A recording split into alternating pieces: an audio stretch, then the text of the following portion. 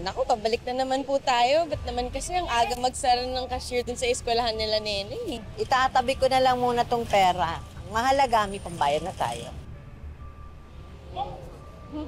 Salamat po talaga na Alma. Ilang araw na po ako namumblema kung saan ko po agilapin yung pera.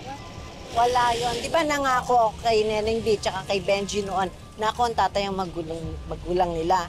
O tsaka masipag mag-aral yung dalawang yun. Hindi sayang ginagawa natin para sa kanila. The best talaga kayo na Nay, di ba kayo pinagsasanla ng singsing kanina? Nandiyan na po kasi amo ko eh. Kape-pressure niya na yung singsing niyo. Talaga? Pero nabenta ko na kanina lang dun sa babaeng nakasabay ko dun sa sanglaan nyo. Oh, magkano yung nabenta? 5-5? Ay, 5,500? Opo.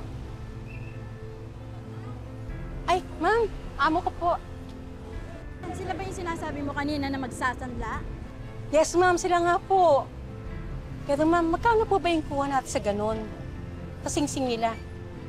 Pwede po namin ibigay ng 10K yun. Sising. Kung magkano ho yung totoong presyo ng singseng pag binenta? Siguro po nasa 12 to 14,000 po. 12 to 14,000? Yung pala halaga, naloko tayo ng babae. Naku, saan natin hahanapin yun? Di pa naman natin kilala.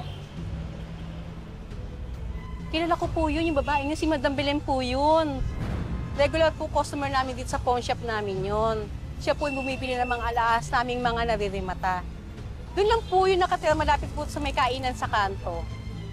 Tara, puntahan natin. Baka pwede ko pakiusapan. Halika na. Sige po, Salamat po. mag-ingat po kayo.